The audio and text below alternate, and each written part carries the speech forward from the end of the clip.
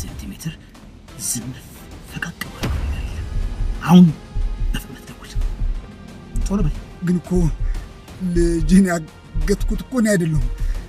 እኔ እዚህ ጉዳይ ውስጥ የለሁበትም እኮ። በል ያለምንም ቅድመ ሁኔታ እንዲያስለቅቁ ታደርጋለህ። አንደኛ በፍጹም ድምፅህ እንዳይርገበገብ እንዳያስታውቅ። ተግባባን? ደውል ደውል። ሄሎ ይኸውልህ ዳግምን ልቀቁት። በቃ ምንም አልተፈጠረም። ዳግምን ልቀቁ አልኩ እኮ ትእዛዝ ሰጥቻለሁ። በቃ አሁኑኑ ልቀቁት።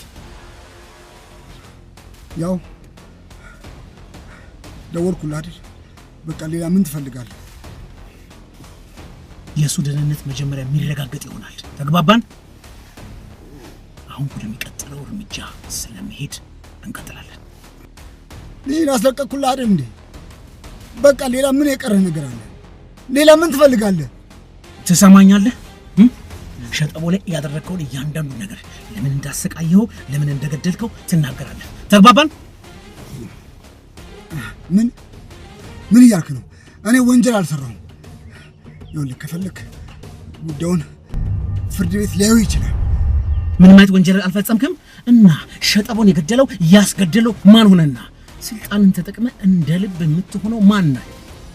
የንጹህ ወጣት ደም አፍሰሰህ ያ ሳያንስ ደግሞ እኔ ላይ አላከክ ኮማንደር ተብዬ።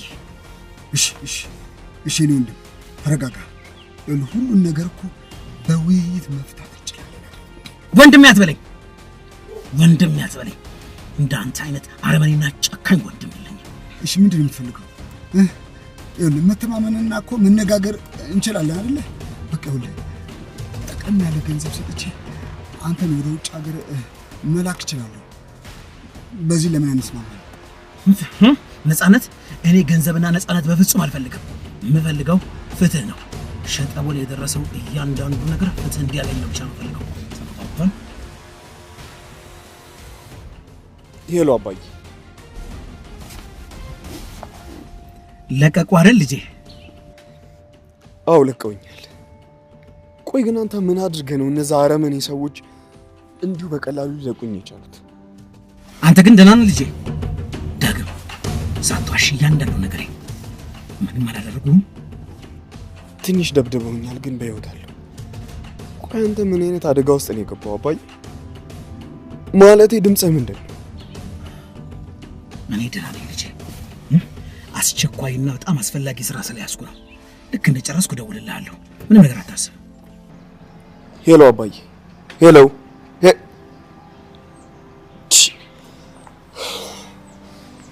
ይህ ነገር ምንም ደስ አይልም። የት ገብቶ ይሆን? ምናልባት እኮ ራሱን አደጋ ውስጥ ከቶ ነው የሚሆን። እባክህ ፈጣሪ አባቴን ጠብቅልኝ።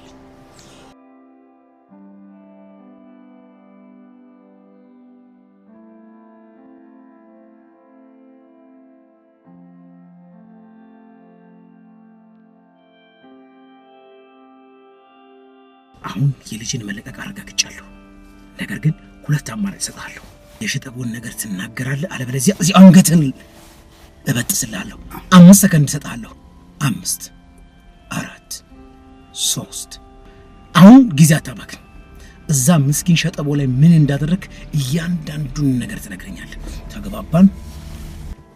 እሺ እነግርሃለሁ። ግን በቃ ይህን ስለት ከአንገቴ ላይ ዞር አድርግልኝ እባክህ።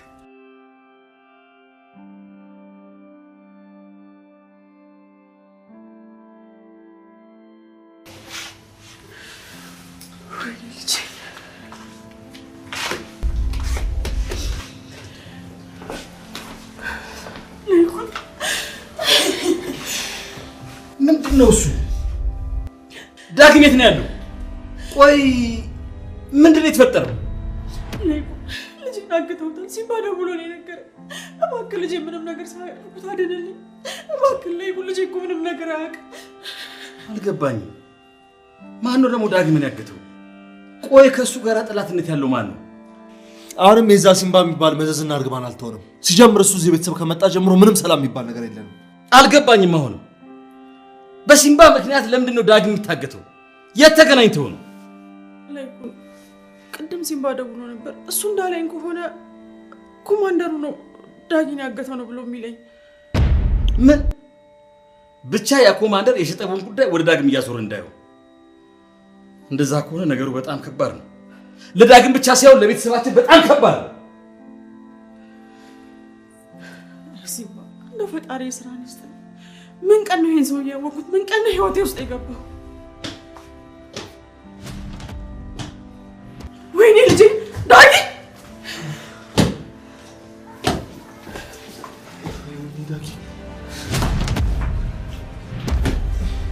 የኔ ልጅ ዳጊ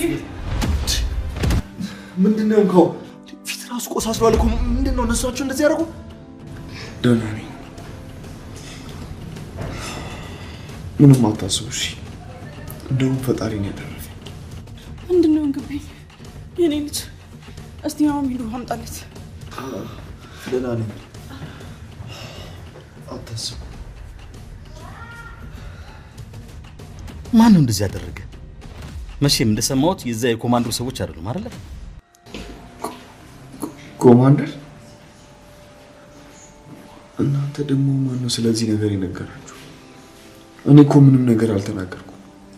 ተሳስቶ ነው ኮማንደሩ አይደለም በለኝ እባክህ ዳጊ እባክህ።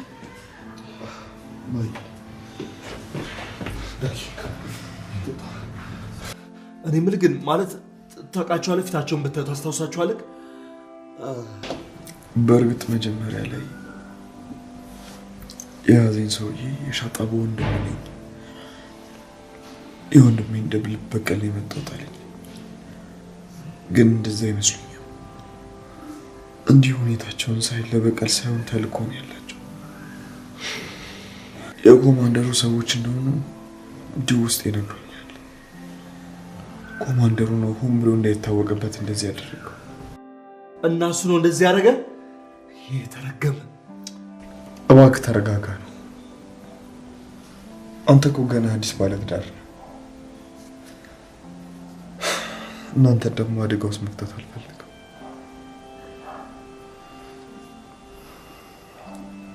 ይሄ ጦርነት የኔና የአባዬ ብቻ። ምን ማለት ነው? ቆይ እናንተ ብቻ ሲጀምር እንደዚህ ተደብደበ የናንተ ጉዳይ የሚባል ነገር አለ እንዴ? ይኸውልህ ኮማንደሩም ቢሆን በህግ መጠየቅ ካለብን በህግ መጠየቅ እንችላለን። በእርግጥ ነው እውነቱን ነው። ይሄን ያደረገው ኮማንደሩ ከሆነና ለግል ጥቅሙ ስልጣኑን ከተጠቀመ ፍርድ ቤት ልናቆሙና ልንከሰው የግድ ነው። ኮማንደሩ ምን ያህል አደገኛ እንደሆነ እናንተ አልገባችሁ።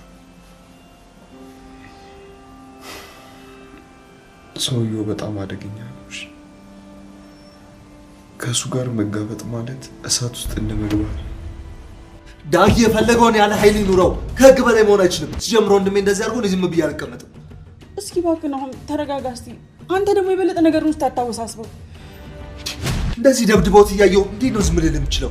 አታይም እንዴም እንዳስመሰሉት? እባክህ ወንድሜ ተረጋጋ አልኩህ። ሄደህ ለመላተም ያሰብኩት ሰው ቀላል አይደለም። በቃ እባክህ እሺ። ከዚህ በፊት የነበረብን አደጋ ይበቃል። ይህን ቤተሰብ ወደ ሌላ አደጋ ደግሞ መምራት አልፈልግም። ይህ ፍልሚያ የኔና የሲምባ ብቻ ነው። ማንም ሰው ጣልቃ እንዳይገባ።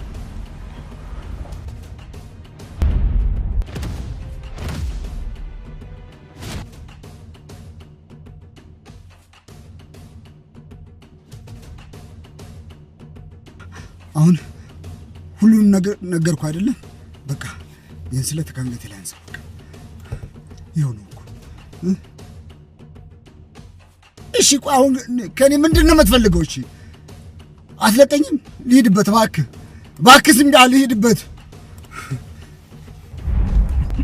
ኮማንደር አሁን በዚህ ድምፅ ሪከርድ የፈለኩትን ማድረግ እችላለሁ ማለት ነው። ተግባባን? ካስፈልግም ለበላዮች ይሄን ድምፅ እሰጣለሁ። ከዛ በኋላ ስልጣነ ማዕረግ ይገፈባል።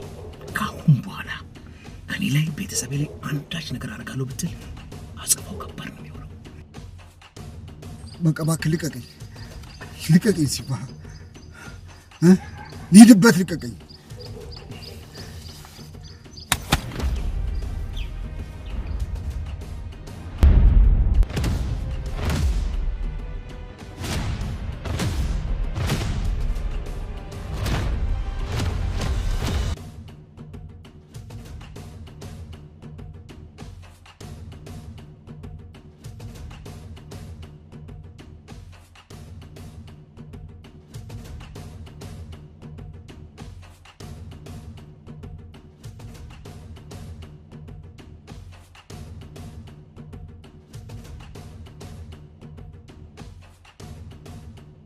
ታውቃለህ ተሰማ እዚህ ከተማ ውስጥ እኔን ጨካኝና ክፉ ሰው አድርገው ነው የሚያዩኝ። እኔም እኮ ሴንስ አለኝ። እኔም እኮ እንደማንኛውም ሰው አዝናለሁ፣ ከፋለሁ። ለይኩን ባይኖር ኖሮ እኮ እስካሁን ራሱ በህይወት አልቆይም ነበር። ለይኩን ያደረገውን ነገር በሙሉ በዝርዝር ነግሮኛል። ቆይ ግን አባትሽ በሞተ ጊዜ ምን አስቀምጦልሻል እንዴ? ለይኩን አይደለ እንዴ የሀብቱን ግማሽ ለግማሽ ሜዳ ላይ እንዳትወርቂ ብሎ ላንቺ ሰጠሽ? እና የውለታ በቀላሉ ከውስጥ የሚወጣ ይመስላል? እኔም እኮ አውቀዋለሁ። ቆይ ነው የምልሽ አንቺ ካወቅሽ ታዲያ ለምንድን ነው ቤቱን የወሰድሽበት? አሁን ያለበትን ነገር እያወቅሽ ለምን እንደዚህ ታደርጊያለሽ? ገንዘብ አበድሬው ነበር። ያን ገንዘብ ደግሞ በሰዓቱ አልከፈለኝም። እና ደግሞ ማሳጅ ያደረገው ቤቱን ነበርና በህጉ መሰረት ወሰድኩት። እና ይሄ ልክ ነው እያልሽኝ ነው? እስቲ አስቢው፣ የገዛ ወንድምሽ ላይ እንደዚህ አይነት ጭካኔ ለምን ታደርጊያለሽ? እሱ እኮ አንቺ ስትቸገሪ ያለምንም ቅድመ ሁኔታ እኮ ነው ሲረዳሽ የነበረው። ለይኩን ቅሬታና ቂም እንዳያዝብኝ አውቅ ቢይዝብኝም ይገባዋል። እኔ ሚስቱን ለማናደድና ለማስቀናት ብዬ እሱን አስቀይሜዋለሁ። ዝኑም ብትሆን እኮ አንቺ ላይ ምንም ያደረገችው ነገር የለም። ደግሞ እሷም ምን አይነት መልካም ሴት እንደሆነች ጠንቅቄ እኔ አሁን የመጣሁት ምንም ነገር ፈልጌ አይደለም፣ ለአንተና ለለይኩን ትልቅ የሥራ ዕድል ይዤ እንጂ። አሁንም ቢሆን አቋሜን በግልጽ ነግሬሻለሁ። ስለዚህ ለይኩን ሳይሆን ምንም ነገር አላደርግም። እሺ በቃ ካልፈለጋችሁ እኔ ብቻዬን ስራውን እሰራዋለሁ። ግን አንድ ነገር ብቻ አድርግልኝ። ቆይ ምንድን ነው እሱ? ከወንድሜ የተቀበልኩትን ቤት አሁን በጥሩ ዋጋ ሸጬዋለሁ። ቢያንስ ግማሹን ገንዘብ እንኳን ወስደህ ለእሱ ትሰጥልኛለህ? ለምን ራስሽ ሄደሽ አትሰጪውም? ለይኩን እኮ መልካም ሰው ነው፣ ደግሞ ይቅርታ ሰው ነው። ስለዚህ አንቺ ብታናገሪው ይሰማሻል። አንተ ራስህ የራስህን ገንዘብ እንደሰጠኸው አድርገህ ስጠው። ያለበለዚያ እሺ ብሎ አይቀበልም። ምን? እኔ ይሄን ያህል ሚሊዮን ብር ከየት ላመጣ እችላለሁ? ይሄማ ፍጹም አይሆንም። የሆነ መንገድ አታጣም። ገንዘቡን እሰጥሃለሁ፣ አንተ ስሜን ሳትጠቅስ በሚስጥር ትሰጠዋለህ። ይቅርታ ሮማል፣ እኔ ምንም አይነት ገንዘብ ካንቺ አልቀበልም። እኔና ለይኩን ደግሞ በመካከላችን ምንም አይነት ውሸት የለም። ታውቃለህ አቶ ተሰማ፣ እኔ እዛ ውጭ እያለሁ አምራን የቤቱን ታሪክ እያንዳንዱ ሳታስቀር ልክ ትነግረኝ ነበር። እሱም እኮ አምራን ሰላይሽ እንደነበረች በደንብ እያየሁ ከነገረችን ታሪክ ሁሉ ግን ያንተ ታሪክ ነበር በጣም ያሳዝን። አልገባኝም። ያንተ ታሪክ ስትይ ምን ለማለት ፈልገሽ ነው? ከዚህ በፊት አንተ በጣም ባለሀብት እንደነበርክና አግኝተህ እንዳጣ፣ ከዛም ለይኩን ከጎዳና አንስቶ እንደተንከባከበህና ቤትም ገዝቶ እንደሰጠ ሰምቻለሁ። እርግጠኛ ነሽ ግን ሰላይሽ አምራን ብቻ ነች? እንዴት ይሄን የውስጥ ሚስጥር ልታውቅ ቻለች? ፍቅረኛዋ ናሆም አልነበረ? በሱ በኩል እያንዳንዱ የቤተሰብ ታሪክ ልታውቅ ትችላለች። በእርግጥ እውነትሽ ነው። ለይኩን የሚባል ሰው ባይኖር ኖሮ አሁን የምታየው ተሰማ በፍጹም አታገኘው ነበር። ለእኔ ከባለ ውለታ በላይ የወንድም ያክል ነው። ግን እኔ እህቱ ሆኜ ውለታውን በልቼ ቀርቻለሁ። በዚህ ደግሞ በጣም ፈራለሁ። ታዲያ እኮ ከእሱ ጋር ለመታረቅና ይቅርታ ለመጠየቅ እኮ ጊዜ አለሽ። ለእሱ ነገር ደግሞ እኔ ላስማማችሁ እችላለሁ። አንተም እኮ እምቢ ያሻፈረኛል። ከእሱ ጋር የምታረቅበትን መንገዶች ሁሉ እኮ አጣጣልኩብህ። እባክህ አሁን እንኳን እመኔ፣ እኔም አንተም ለይኩንም ትልቅ ሸሪኮች መሆን እንችላለን። ደግሞም የራሳችን የሆነ ትልቅ ድርጅት እንመሰርታለን። እኔ አሁንም እኮ ድርጊትና ተንኮልሽ ነው እንጂ የሥራ ሀሳብሽን እኮ በፍጹም አልጠላሁትም። ተው በቃ። ለይኩን መቼም ከዚህ በኋላ እኔን አብሮ ቢዝነስ ውስጥ መግባት አይችልም። ይህን ደግሞ በደንብ አድርጌ ያውቃል።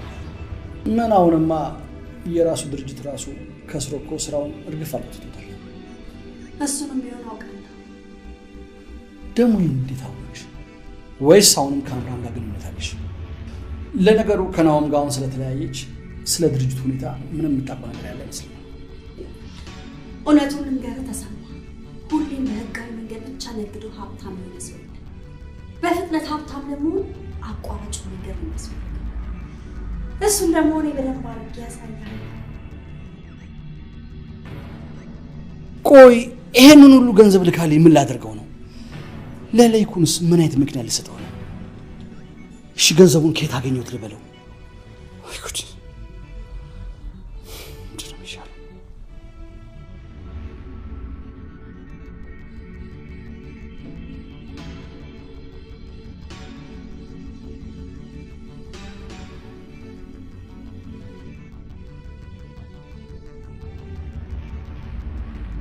በነገራችን ላይ እናቴ ደውላ ነበር።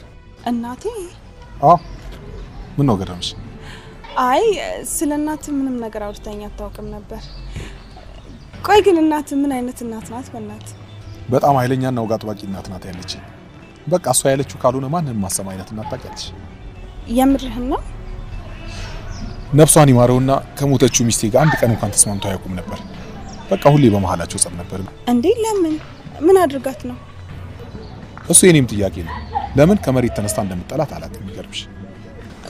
ቆይ ሚስትህን በህጋዊ መንገድ በስነ ስርዓት አልነበረም እንዲያገባሃት? አረ ሽማግሌ ልኬ በትልቅ ሰርግ በስነ ስርዓት ነበር ያገባዋት። የእናቴ ትልቁ ችግር የከተማ ሴት እንዳገባለን ፈልጓል። እንዴ ማለት ምን ማለት ነው? እሷ የምትፈልገው ቲፒካሏን የገጠሯን ሴት እንዳገባ ነው። እቺ ማታ ማታ እግር እያጠበችኝ ጋሽ እያለች የምትንከባከበኝን አይነት። ባይገርምሽ ከአንዴም ሁለቴ ያ ሚስት ትሁን ብላ ከገጠር ሴት ይዛ ሊመታ ታውቃለች።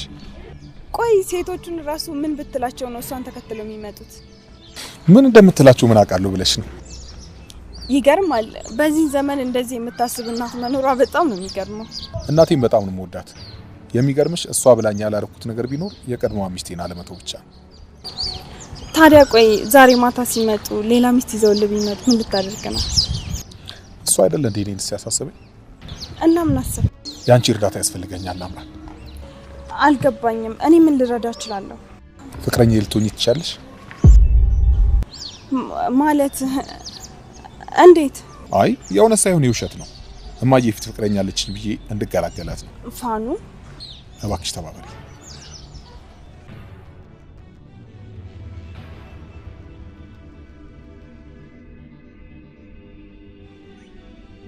እባክህ ለይኩን እስቲ የዚህን የሲምባና የኮማንደሩን ታሪክ እንተው። በቃ ብንተውን እኮ የሚሻለው። ካለበለዚያ እኮ ከዚህ ኮማንደር ጋር ፊት ለፊት ተጋጨን ማለት ቤተሰባችን በሙሉ አደጋ ላይ ሌላ ጣጣ ውስጥ ገባ ማለት እኮ ነው። በዛ ላይ ደግሞ ያንተም ሮማን መታለች። ያለብን ችግር አይበቃም ለይኩን? እኛ ብንቶ ዳግም አልፎ የሚቀመጥ ይመስልሻል? አባቱን ሲምባን ከነፍሰ ገዳይነት ወንጀል ነፃ ካላወጣ አርፎ ይቀመጣል? ግን እኮ ለይኩን አባቱ እኮ ከመጀመሪያውም ወንጀለኛና ጥፋተኛ የነበረ ሰው እኮ ነው። ቆይ አንተ ለምን እንደምትከላከልለት? እሺ ያኔስ እሺ ሊቀብሩ ሲሉ ያንን ስህተት ሰራ። አሁን ባልሰራው ወንጀል እስር ቤት ይበስብስ ነው የምትይ? እንዴ ለይኩን ሲምባ እኮ ምንም ቢሆን ለእኔ እኮ የልጅ አባት ነው። ግን ደግሞ በሱ ሰበብ ቤተሰቤና ልጆቼ አደጋ ውስጥ እንዲገቡ በፍጹም አልፈቅድም። እውነቱን ንገረኝ ካልሽ እኔ ከዳግም ጎን ነኝ። ደግሞ እውነቱ መውጣቱ አይቀርም። ስለዚህ ለይኩን አንተም ሆን ብለህ ከኮማንደሩ ጋር መጣላትና ጠላትነት መፍጠር ፈልጋል ማለት ነው። ቆየን እኮ በናሆምና በአብርሃም ሰበብ መጣላት ከጀመርን። ታውቃለህ ነው እስከ ዛሬ ድረስ አባቴን ሳላውቀው ወንጀለኛ ያልኩባቸው ቀናቶች በጣም እየጸጸተኝና እየቆጨኝ። ዳጊ ለአባትህ ፍትህ ለማሰጠት ለምታደርገው እያንዳንዱ አደገኛ ጉዞ በሙሉ እኔ ወንድምህ ከጎን ነኝ። ወንድሜ እየሰማኸኝ አልመሰለኝ? ይሄ እኮ ተራ ጸብ አይደለም። እንዴት ነው ታዲያ እጅህን እንድታስገባ የምፈቅድልህ? ዳጊ ምን ማለት ነው? ብቻ ይሄም የኛ ጦርነት ነው። እናንተ ጣልቃ ትወጥነ ብቻ እንዳይሆን። እስከ መቼ ነው እጃችን አጣጥፈን የምንቀመጠው? ወይስ ገለው በርለስ ዝም ማለት ነው? ወንድሜ እባክህ በዚህ ጉዳይ እንዳትከራከር።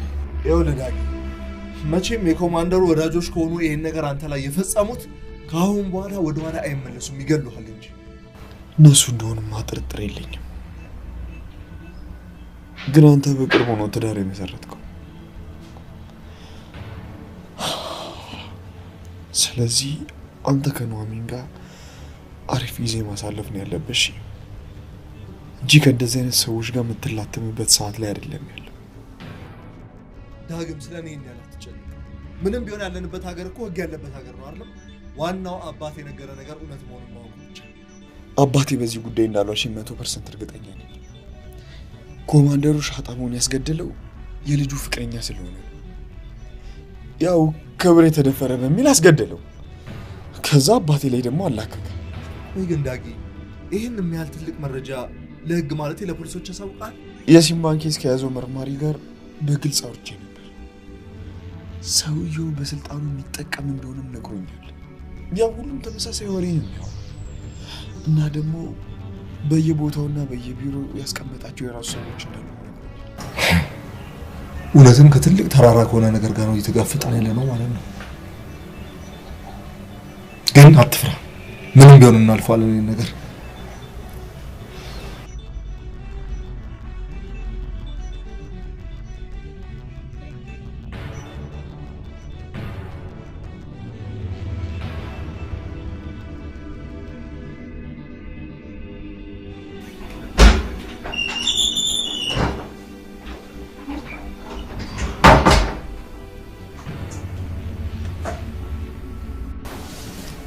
ለተፈጠረው ነገር በጣም ይቅርታ።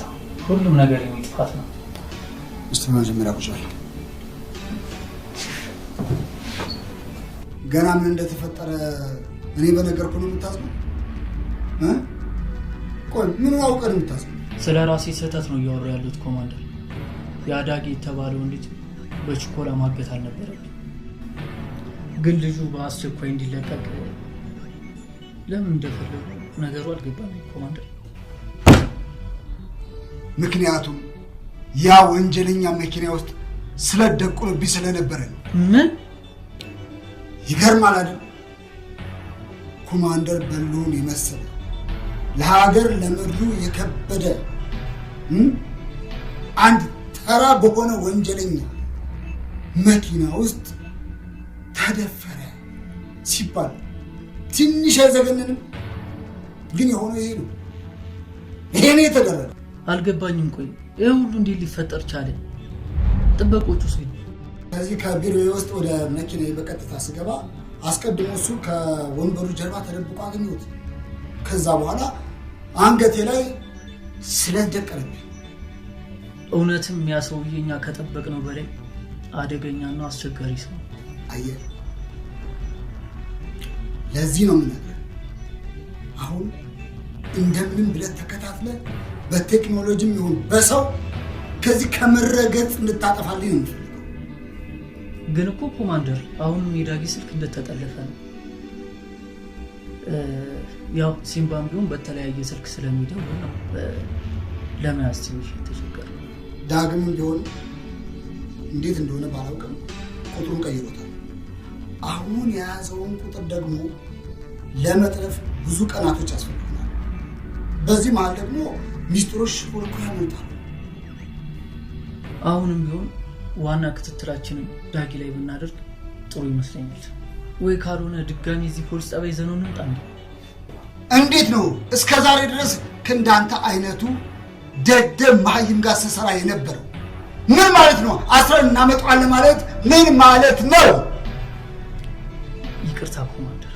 በዛ ላይ ደግሞ ያሲምባ በስለት አስፈራርቶ የሸቀቦ ገዳይ ማን እንደሆነ ቀርቶኛል። ምን ድምፁም ቀርቶኛል ነው የሚሉት? አዎ፣ የራስን ህይወትና ማዕረግ ለማትረፍ ስትል የግድ ሲምባን አድነ አግኘውና ያንን ስልክ ማጥፋት አለብን። ካለበለዚያ ሁለታችን ዋጋ እንከፍልበታለን።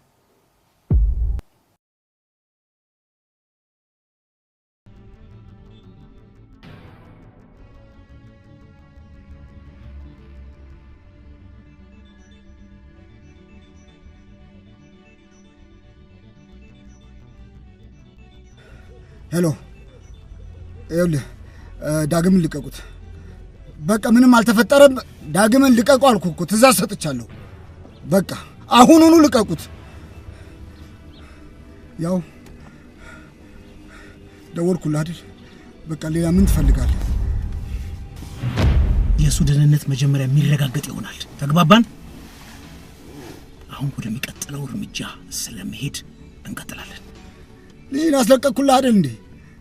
በቃ ሌላ ምን የቀረህ ነገር አለ? ሌላ ምን ትፈልጋለህ? ትሰማኛለህ? ሸጠቦ ላይ ያደረግከውን እያንዳንዱ ነገር ለምን እንዳሰቃየው፣ ለምን እንደገደልከው ትናገራለህ። ተግባባን? ምን እያልክ ነው? እኔ ወንጀል አልሰራሁም። ይኸውልህ ከፈለክ ጉዳዩን ፍርድ ቤት ሊያዩ ይችላል። ምንም አይነት ወንጀል አልፈጸምክም እና ሸጠቦን የገደለው ያስገደለው ማን ሆነና?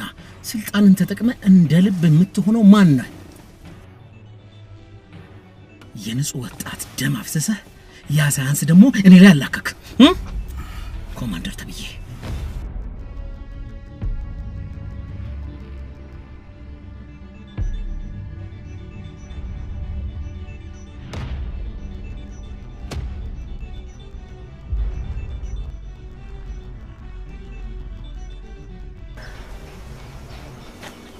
አባይ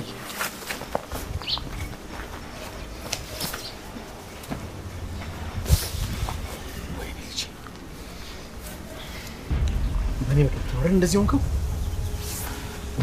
ያመርማሪ ነው እንደዚህ ያደርጋል አይዞህ አባይ ይልቅ አንተን በህይወት ስላገኘሁ በጣም ደስ ብሎኛል የጥይት ድምፅ ጩኸት ምናምን ስሰማ በጣም ደንግጬ ነበር ሲቁጭ በህይወት መኖርህን ተመስገን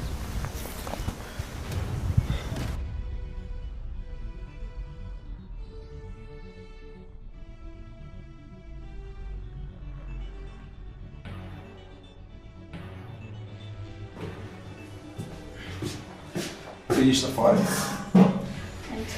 ምን እኮ እየደረሰው ለምተነስሽ አታጥሪ እኔ ምልክ ፋኑ ሁልጊዜ ቆይ እየደወልክ እንደዚህ የምትጋብዘኝ ከሆነ ወጪ ናችለው እሱ ማን ራሱ በየቀኑ ካንቺ ጋር አብዳት ለምንጂ ብቻዬን ብቻዬን አይመስልም እኔም ተመሳሳይ ስሜት ነው የተሰማኛለሁ የማይሞቅ ከሆነ እኔ እየተሰማኝ ያለው እውነተኛ ስሜቴ ልነግር ፈልጋለሁ አረካው የሞቀኝ ነው መሰለኝ ምን ልትነግሪኝ ነው የምሬን እኮ ነው ፋኑ ካንተ ጋር ሲሆን እረፍትና ሰላም ነው የሚሰማኝ ግን እኮ ሁሌ ነው እንደዚህ የምትይ ወድጄ መሰለህ እንዴ እውነት ስለሆነ እኮ ነው እንደዚህ ደጋግሜ የምነግርህ በነገራችን ላይ እኔም ካንቺ ጋር ስሆን ውስጥ እረፍት ይሰማኛል ለመሆኑ እናትህ ስንት ሰዓት ነው የሚመጡት ማታ ነው የምትመጣው ምን እሷ ነገር በስልክ ቀረው ብላ ዋሽታኝ ድንገት ነው ባላሰብበት ሰዓት ልትመጣ ትችላለች ስለዚህ እናት ሰርፕራይዝ ይወዳሉ ማለት ነው አሬ እሷ ሰርፕራይዝ ሳይሆን ማስደንገጥና ማሸበር ነው ይባላል ያ ሰርፕራይዝ እኮ መጀመሪያ ያስደነግጣል ከዛም ደግሞ ያው ውስጡ ደግሞ ደስታ አለ እኔም ፈራው ከገጠር ሴት አምጥታ አልጋይ ላይ አስተኝታ እቺ ናት ሚስት ብላ እንዳትጠብቀኝ እናቴ እንዲያክል እንደዚህ ጨካኝ ናቸው እንዴ አረሷ ከዚህም በላይ ናት አንዴ ምን አደረገች መሰለሽ ከገጠር አንደኛዋ ልጅ እኔ ለማማለል ይዛት መጣች እና ልጅቷን ያለመደባትን ታኩ ጫማና አጭር ቀሚስ አስለብሳት እኔን ለማማለል ወደዛ ወደዚህ ስትል ተሰብራ 3 ቀን ሙሉ ነው አልጋ ላይ ተኛችው እውነትም ጉደኛ እናት ነው ያሉት እሱ ብቻ ነው እንደሚገርምሽ ጭራሽ እናቴ ባንተ ምክንያት የተሰበረችው ብላ ታፋዋንና ጭኗን ሻታለች እስያው ለግሩ ልቃ ታፋና ጭን ማሸት ምን አመጣው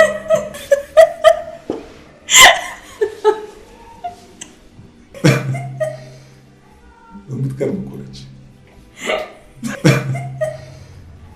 በምትገርም እኮ ነች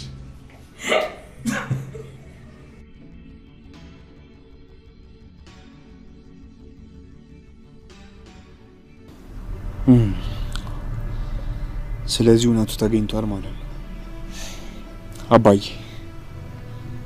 ይሄን የኮማንደሩን የኑዛዜ ቃል በደንብ አባስተን መያዝ አለብን እሺ ሌላም ቦታዎች ላይ አባዛቸው ልክ ነህ ይሄን በደንብ አባስተን ማስቀመጥ መቻል አለብን ነገር ግን አንድ ደግሞ ዋና ኮፒውን መስጠት የሚገባኝ ሰው አለ የግድ ያን ማድረግ አለብን ምን ለማለት ሰጠው ነው ያሰብኩ ማለቴ ማን ነው የሚረዳ ለሸጠቡ ፍቅረኛ ለነበረችው ለኮማንደሩ ልጅ ባይገርም ዳጊ የሚኖሩበትን ተከታታይ እየደረሽበታለሁ ምን መሰለ የፈለኩት ራሱ አባቷ የፍቅረኛዋ ገዳይ እንደሆነ ማወቅ መቻል አለባት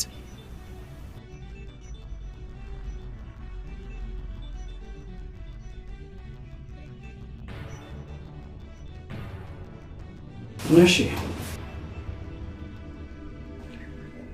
መቼም ሐሳብህን ቀይረህና ተስማምተህ መሆን አለበት ድጋሚ ልታገኘኝ ወሰንከው ማለቴ ስራውን ብቻዬን ብሰራው ወይ ፕሮጀክቱን ብቻዬን ብሰራውስ ብዬ ነበር ምክንያቱም በከስርም ብቻዬን በከስር ይሻላል ብዬ ነው እምቢ ያሻፈረኝ አልክ እንጂ እኮ ያንን ቤት የሸጥኩበትን ገንዘብ ሙሉ ለሙሉ አስገብቼልህ ነበርኩ ለምን አልተጠቀምክበት እሱን ገንዘብማ መልሼ እኮ ወደ አንቺ ትራንስፈር አድርጌልሻለሁ ምክንያቱም በእናንተ መካከል እኔ መግባት የለብኝም ግን እኮ እሱ ከኔ ጋር ተስማምቶ ቢሰራ አሁን ያለውን ሀብት 10 እጥፍ እኮ ያገኝበት ነበር ካስፈለገም ደግሞ እኔ ከጀርባ ሆኜ በማናጀሬ በኩል ሁሉንም ነገር በሚስጥር መጨረስ ይቻላል። ማለት አልገባኝም። ቆይ እንዴት? ያው ለይኩን ፊት ለፊት ማናጀሬን ስለማያውቀው ማናጀሬን እንደ ትልቅ ቢዝነስማን ሆኖ ሁሉንም የውል ስምምነቶች ከሱ ጋር መጨረስ ይቻላል። ያው እኔ ከጀርባ ሆኜ ማለት ነው። አይሆንም። እሱን ያለ ፍላጎቱ እዚህ ተንኮል ውስጥ ማስገባት የለብኝም። እውነትሽን ከሆነ ለምን ይህ ስራ አይቀርብንም? ማለት እኔ ትንሽ እየፈራው ነው። ታዲያ ይሄንን ትልቅ ቢዝነስ በገንዘብ ማነስ ምክንያት ብቻህን ባትችልስ?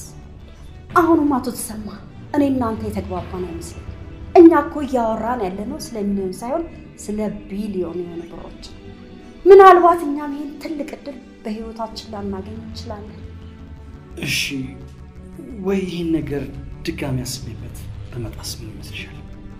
ከቻልክ በምንም ምክንያት ይሁን ለይኩንን አሳምነው ይዘው ብትመጣ ጥሩ ነው። ግን በምንም ምክንያት የኔን ስም ጠርተህ ግን አሁንም ማስጠነቅቅ የኔን ስምና ተሳትፎ በፍጹም መጥቀስ አይቻልም።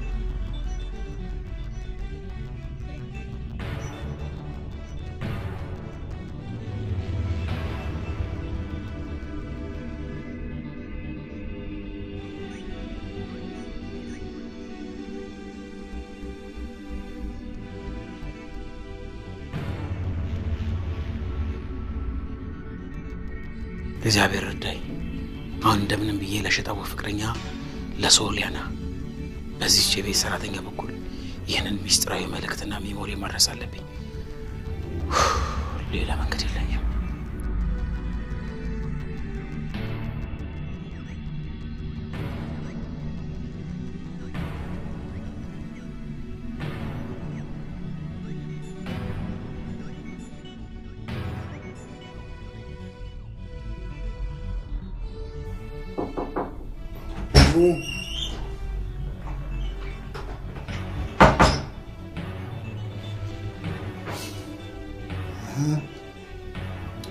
እንዴት ነው? ምን አዲስ ነገር አለ?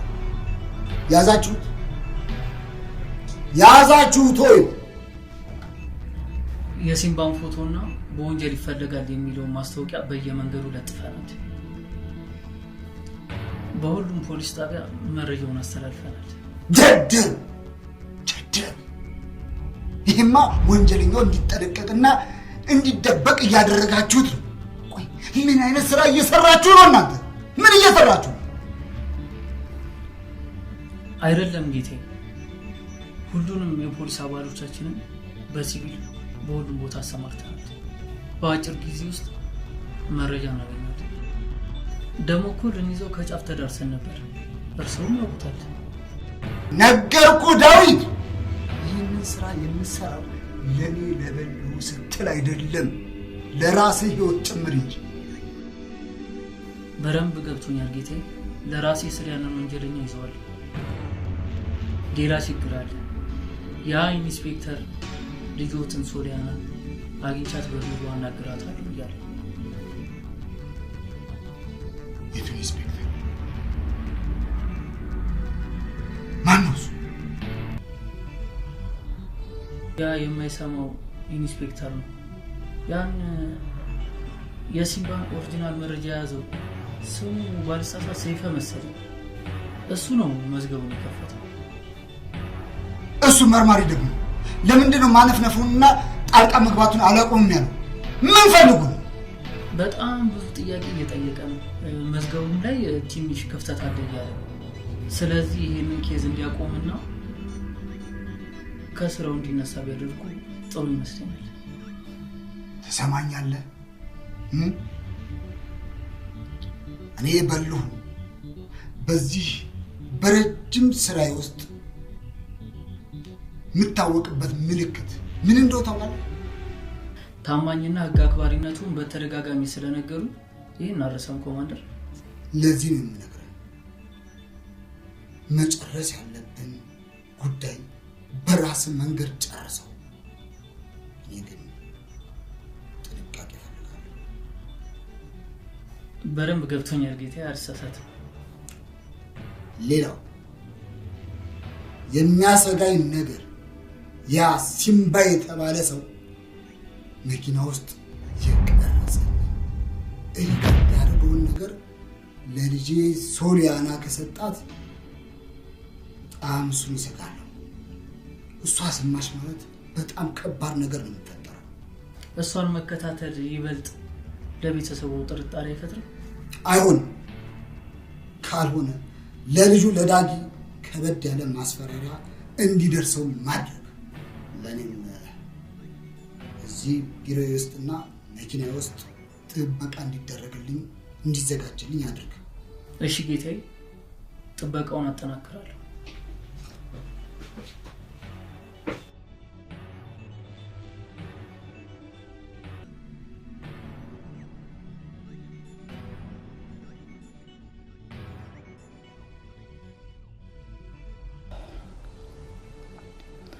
ወደዚህ ወደ ድርጅቱ እየመጣ ያለውን ኪሳራ በተመለከተ መላው ቤተሰቡን ስብሰባ መጥራት የግድ ነው።